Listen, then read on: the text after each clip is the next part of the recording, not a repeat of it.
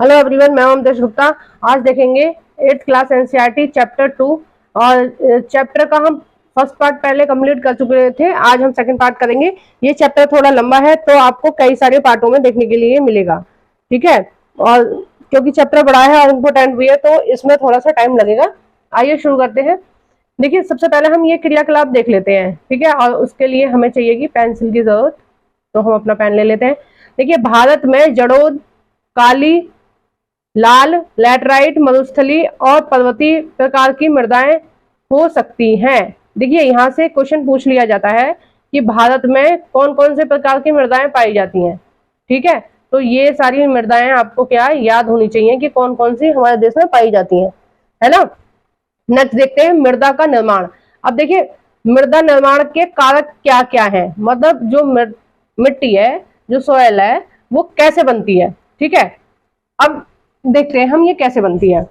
देखो, मृदा निर्माण के मुख्य कारक जनक शैल का स्वरूप और जल वायविक कारक है। अब देखिए, थोड़ा सा हम पीछे चलते हैं तो हम देखेंगे कि जनक चट्टान कैसी थी, नीचे बिल्कुल पथरीली थी। तो मिट्टी बनने के लिए सबसे पहले मृदा निर्माण के लिए क्या हमें जनक चट्टान की जरूरत होती है। और ये जो जल वायविक लिखा है, इसका मतलब होता है कि जल में डूबा हुआ, है ना, या जल से घिरा हुआ। कोई चीज अगर जल से घिरी हुई है तो उसको हम यही बोलते हैं। तो इसके लिए जो मृदा है उसके लिए जल की जरूरत होती है और किसकी जरूरत होती है, और जनक चट्टानों की जरूरत होती है। नेक्स्ट देखते हैं मृदा निर्माण के अन्य कारक। स्थल आकृति, यानी कि जो मृदा का निर्माण है वो स्थल आकृति पर भी डिपेंड करता है। मतलब आकृति कैसी है, यानी कि पहाड़ है, उनमें अलग टाइम लेती है मृदा बनने में। समतल जमीन है, उनमें अलग टाइम लेती है मृदा बनने में। रेगिस्तान है, उसमें अलग टाइम लगेगा। तो मृदा का निर्माण का जो कारक है वो स्थल आकृति है, वो भी क्या है प्रभावित करता है मृदा निर्माण में। जैव पदार्थ भी बहुत ज्यादा भूमिका निभाते हैं जो मृदा बनती है। जैव पदार्थ होते हैं कि जो पेड़ पौधे होते हैं उनके सड़ने या गलने से क्या है जैव पदार्थ उत्पन्न होते हैं मिट्टी में। तो जैसे कोई कहीं पे पौधे लगे हुए हैं और वो क्या है पौधे मर जाते हैं, या फिर एक तरह से कह सकते हो उन पौधों को कोई काट देता है, या गर्मी या सर्दी वो सहन नहीं कर पाते हैं, वो गल जाते हैं। तो उनसे क्या है जैव पदार्थ बनता है। इसी जैव पदार्थ को हम बोलते हैं ह्यूमस, ठीक है। अलग अलग स्थानों में ये भिन्न भिन्न होते हैं, यानी कि ये सारी जो चीजें कौन कौन सी चीजें, स्थलाकृति, जैव पदार्थ, है ना, और ये मृदा निर्माण के संगठन में लगा समय। तो ये जो तीनों चीजें हैं ये क्या है अलग अलग स्थानों पे अलग अलग होती हैं, ठीक है। मतलब मृदा निर्माण की जो प्रक्रिया है हर स्थान पे वो अलग अलग होगी। ये नहीं है कि कोई फिक्स है कि हाँ 100 साल में 150 साल में यहाँ मृदा बन जाएगी जनक चट्टानों से, तो ऐसा कोई फिक्स नहीं है, ठीक है। टेम्परेचर का भी फर्क पड़ता है कि कहाँ का टेम्परेचर कैसा है। मृदा का निम्नीकरण और संरक्षण के उपाय। देखो, मृदा का निम्नीकरण यानी कि मृदा किन वजह से खराब हो रही है, आपकी जो मृदा है क्या प्रॉब्लम हो गई है उसमें जो वो खराब हो रही है, ठीक है। उसके बाद हम क्या देखेंगे, मृदा के संरक्षण के उपाय, यानी कि मृदा का हम संरक्षण कैसे कर सकते हैं, है ना। ये दोनों चीज देखेंगे। आइए देखते हैं। मृदा अपारदन और क्षीणता मृदा संरक्षण के दो मुख्य खतरे हैं, अपारदन और क्षीणता, ठीक है। अपारदन क्या होता है, अपारदन होता है मिट्टी का कट के एक स्थान से दूसरे स्थान चला जाना, ये क्या होता है मृदा अपर्दन। मृदा अपर्दन का मतलब होता है जो मिट्टी की सतह है वो कट जाना, टूट जाना। ये कई प्रकार से हो जाती है। कई बार क्या होती है ज्यादा बारिश होती है पहाड़ों पे तो भी पहाड़ों की जो मिट्टी है वो नीचे खिसक जाती है ना, उससे भी मृदा अपर्दन होता है। कई बार क्या होता है कि अगर पहाड़ों पे कोई वनस्पति नहीं है, किसी पहाड़ पे कोई वनस्पति नहीं है और तेज हवाएं चलती हैं तो उसकी वजह से भी क्या है जो पहाड़ सूख जाते हैं, तो फिर वो जो मिट्टी है वो हवा से कटने लगती है अपने आप, तो उसकी वजह से भी मृदा अपर्दन होता है। कई बार क्या होता है चट्टाने चटकने लगती हैं, टूटने लगती हैं खुद ही खुद, उनके अंदर कुछ क्रियाएं होती रहती हैं, तो उसकी वजह से भी मृदा अपर्दन होता है, ठीक है। तो ये तो हो गए मृदा के निम्नीकरण यानी कि मृदा के खराब होने के कारण। मानवीय और प्राकृतिक, देखो जो मैंने क्रियाएं बताई हैं वो तो हो गई प्राकृतिक। बारिश प्रकृति की वजह से होती है, हवा से जो अपर्दन होता है वो भी प्रकृति की वजह से हो रहा है, लेकिन प्रकृति के साथ साथ क्या है, मानव भी जिम्मेदार है इस मृदा के निम्नीकरण के लिए। ठीक है, मतलब दोनों मिलकर कार्य करते हैं। गलत कार्य कौन कौन करता है? मानव भी करता है जो मृदा को खराब कर रहा है, और प्रकृति भी करती है। अब हमने प्रकृति के बारे में तो मैंने आपको बता दिया, अब मानव के बारे में बताएंगे आगे। मृदा के निम्नीकरण में सहायक, मतलब मृदा को खराब करने में कौन कौन सी चीज सहायक है। अब देखिए, वनो अनुमूलन। वनो उन्मूलन का मतलब होता है वनों को काटना। ठीक है। अतिचरण, अतिचरण का मतलब होता है कि पूरे पूरे जो घास के मैदान है, ठीक है, पूरे पूरे घास के जो मैदान है उसमें क्या करते हैं, हम अपने पशुओं को छोड़ देते हैं कि जाओ भाई सारे के सारे इसको चल लो। ठीक है। अब ये प्रक्रिया अगर लंबे समय तक चलती रहेगी, जो आपके मवेशी हैं या जो पहाड़ों पे लोग रहते हैं, वहां पे स्थानीय लोग रहते हैं, वो अपने मवेशियों को अगर रोज रोज ऐसे छोड़ते रहेंगे और वो उसका जितना भी वो घास वगैरह है वो सारी खा के खत्म कर लेंगे, तो क्या होगा, पहाड़ नंगे हो जाएंगे एक तरफ से, यानी कि उनकी मिट्टी को जकड़ने के लिए क्या वो नहीं होंगे पौधे।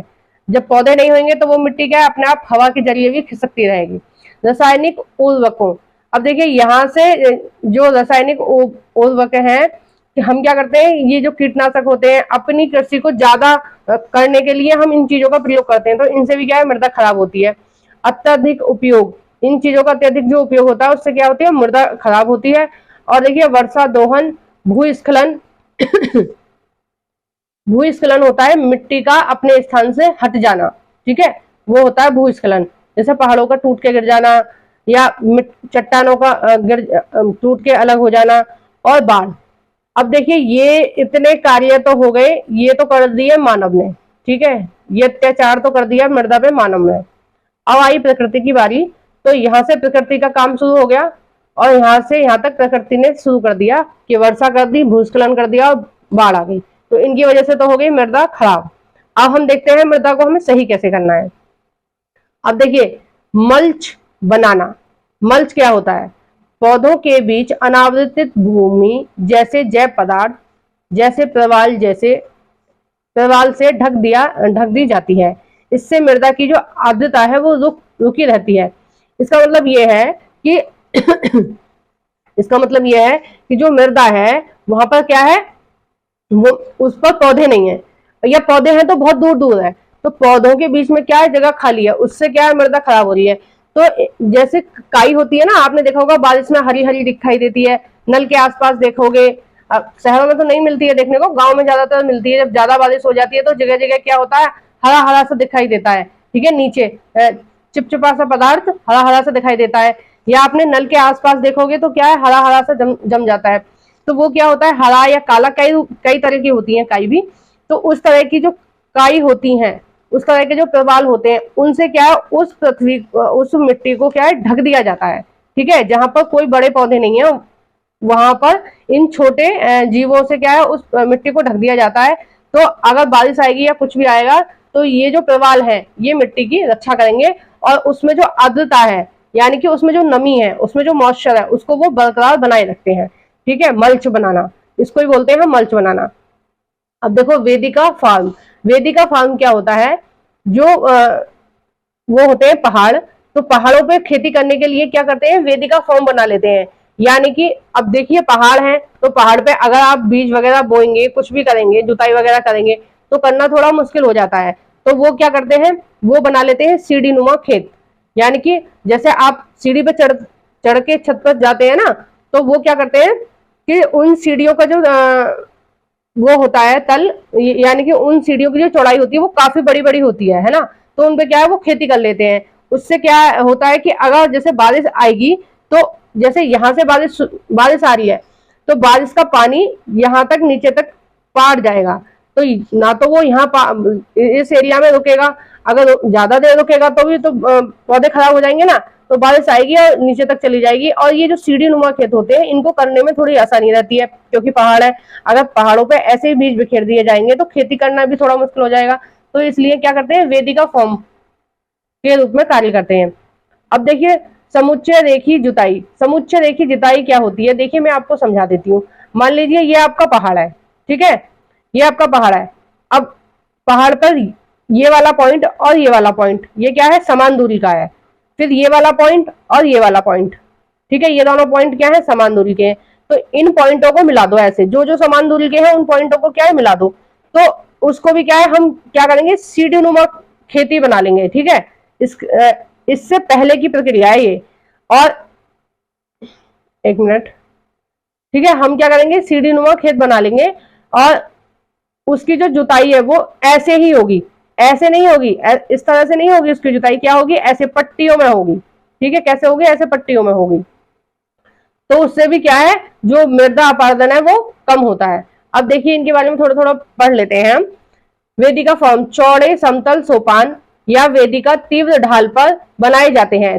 तीव्र ढाल क्या क्या मतलब हुआ, पहाड़ों पर, है ना। ये इस प्रकार की खेती कहाँ होती है, पहाड़ों पर, ताकि सपाट सतह फसल उगाने के लिए उपलब्ध हो सके। तो ये क्या करते हैं, सीढ़ियां बना लेते हैं ताकि फसल उगाने में क्या है, आसानी रहे। इससे पृष्ठीय प्रवाह और मृदा अपरदन कम होता है। अब देखिए अगर कोई चीज ऐसे है और पानी आ रहा है यहां से, ठीक है, तेज धार से पानी आ रहा है, तो क्या है, यहाँ की मिट्टी को काट के ले जाएगा अपने साथ। ठीक है, लेकिन अगर आप सीढ़ियों पे पानी डालेंगे, मतलब एक सीढ़ी ऐसे, फिर सीढ़ी ऐसे, फिर सीढ़ी ऐसे, फिर सीढ़ी ऐसे, और यहाँ से ऊपर से पानी आ रहा है, तो क्या है, धीरे धीरे धीरे धीरे आएगा, उसका प्रवाह हर बार कम होता रहेगा। सीढ़ी, क्योंकि सीढ़ी है ना बीच में, तो वो क्या है, रोकेंगी उस पानी को, तो हर बार उसकी जो प्रवाह है वो कम होता रहेगा, है ना, सीढ़ियों की वजह से। देखिए ये तो हो गया, इससे क्या है, मृदा अपरदन कम होता है। अब देखिए समुच्चय रेखीय जुताई। तो एक पहाड़ ढाल पर समुच्चय रेखाओं के समांतर जुताई ढाल से नीचे बहते जल के लिए एक प्राकृतिक अवरोध का निर्माण करती है। देखो वो बिल्कुल सेम चीज है, वही वाली। अब देखिए रक्षा मेखला, रक्षा जो मेखला है वो क्या है, अब मैं आपको बताती हूँ। तटीय प्रदेश और शुष्क प्रदेश में पवन गति रोकने के लिए जो वृक्ष हैं वो कतार में लगाए जाते हैं ताकि मृदा के आवरण को बचाया जा सके, यानी कि मृदा को बचाया जा सके। आप देखिए इसको देखने के लिए आपको क्या देखना पड़ेगा, मैप। अभी मैं मैप दिखा रही हूँ, एक मिनट निकाल के। देखिए तटीय प्रदेश का क्या मतलब होता है, देखिए तटीय प्रदेश का क्या मतलब होता है। तटीय प्रदेश का मतलब होता है कि जो प्रदेश, ठीक है, जो हमारी जो स्टेट है ना, जो प्रदेश है वो समुद्र के किनारे हैं, तो ये क्या हो गया, तटीय प्रदेश। देखो ये केरल है ना, कर्नाटक है, महाराष्ट्र है, गुजरात है, ये क्या है, तटीय प्रदेश। और शुष्क प्रदेश कौन सा है, यह है राजस्थान। ठीक है, क्या है, देखिए राजस्थान। और तटीय प्रदेशों में ये आएगा आंध्र प्रदेश, तमिलनाडु, उड़ीसा, ये सारी किस में आएंगे, बांग्लादेश, ये किस में आएंगे, ये आएंगे तटीय प्रदेश में। तो यहाँ क्या होता है, यहाँ हवा का जो प्रवाह होता है वो बहुत ज्यादा तेज होता है, क्योंकि जो हवा है वो यहाँ से खाली मैदान से आ रही है ना, कहाँ से आ रही है, समुद्र से, खाली मैदान से आ रही है, तो उसका जो वेग होता है वो बहुत ज्यादा होता है, क्योंकि वो खाली मैदान से हवा आ रही है चल के और मैदान भाग में प्रवेश करती है। ठीक है ना, समुद्र से जब मैदानी भाग में वो प्रवेश कर रही है तो उसका जो वेग होता है, मतलब उसकी जो गति होती है वो बहुत ज्यादा तीव्र होती है। तो यहाँ पर जितनी भी मृदा होती है वो उसको काटने लगती है। तो उस मृदा को कटने से बचाने के लिए, अपरदन से बचाने के लिए हम क्या करेंगे, यहाँ पेड़ खड़े कर देंगे एक पूरी लाइन में। ठीक है, यहाँ पेड़ खड़ा कर देंगे पूरी लाइन में, तटों पे पूरे पेड़ लगा देंगे, इधर भी लगा देंगे, इधर भी लगा देंगे। उससे क्या होगा, जब हवा आएगी तो सबसे पहले किस पे टकराएगी, उन पेड़ों पे टकराएगी। ठीक है, मिट्टी से नहीं टकराएगी, पहले क्या, पेड़ों से टकराएगी, पेड़ों से टकराएगी तब वो अंदर जाएगी, तो हवा का प्रवाह क्या हो जाएगा, कम हो जाएगा। और हवा का प्रवाह कम हो जाएगा तो हमारी जो मिट्टी है वो कटेगी नहीं। और वैसे भी देखिए एक श्रृंखला में लगाए हुए हैं ना सारे पेड़, आप अपनी बुक में भी देख सकते हैं, जो आपकी बुक में दिया हुआ है कि वो एक श्रृंखला में सारे पेड़ लगाए हुए हैं। और इससे क्या फायदा है कि जब हवा आएगी पीछे से, मतलब पेड़ों के जो पीछे से हवा आएगी, तो ये पेड़ उसको रोक लेंगे हवा को। तो जब हवा को ये रोकेंगे तो यहाँ पर आते आते, आगे मैदानों में आते आते क्या है, हवा का जो वेग है वो कम हो जाएगा और उससे हमारी जो मृदा है वो काफी हद तक सुरक्षित हो जाएगी। देखिए समुच्चय रेखीय रोधिकाएं। अब देखिए समुच्चय रेखीय रोधिकाएं कैसे बनाते हैं। अब मैंने आपको खेत के बारे में तो बता दिया कि समुच्चय रेखीय खेत जो जुताई है वो कैसे होती है या कैसे बनाते हैं, है ना। समुच्चय रेखाओं पर रोधिकाएं बनाने के लिए पत्थर, घास, मृदा का उपयोग करते हैं। यानी कि सीढ़ी बना दी और सीढ़ी बनाने के बाद क्या है, थोड़ा सा उसको ऊंचा कर देते हैं। ठीक है, ऐसे मिट्टी डाल के थोड़ा सा उस सीढ़ी को ऊंचा कर देते हैं ऐसे। ठीक है, जब दूसरी सीढ़ी बनाएंगे फिर वहां पे क्या है, मिट्टी डाल देंगे। अब मान लीजिए देखिए ये है, मान लीजिए एक खेत है, ठीक है, अब इसके ऊपर एक और ट्रे रख दीजिए, तो पहले पहली वाली ट्रे में पानी आएगा, फिर दूसरी वाली ट्रे में पानी आएगा, है ना, ऐसे ही आएगा ना पानी। तो हम क्या है, साइड जो सीढ़ियां उसके साइड साइड में क्या है, एक या तो घास लगा देंगे, या क्या करेंगे, पत्थर लगा देंगे या मृदा लगा देंगे, ताकि जो पानी है उसका जो बहाव है वो कम हो जाता है, और वो क्या है, एक खाई में इकट्ठा होता जाता है। देखिए जैसे इन्होंने ऐसे कर रखा है कि अब देखो पानी है वो क्या है, इसमें इकट्ठा होता जा रहा है ना, और बाद में इसका पानी का हम उपयोग भी कर सकते हैं। अब देखो चट्टान बांध, यह जल के प्रवाह को कम करने के लिए बनाई जाती हैं। यह नालियों की रक्षा करती हैं और मृदा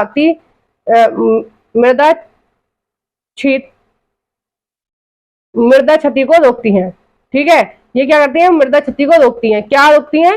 चट्टान बांध, ये जो जल प्रवाह होता है इसको कम करने के लिए बना दी जाती हैं। क्या बना दी जाती है? नालियां। अब देखिए बीज की फसल उगाना। अब देखिए बीज की फसल से क्या मतलब होता है?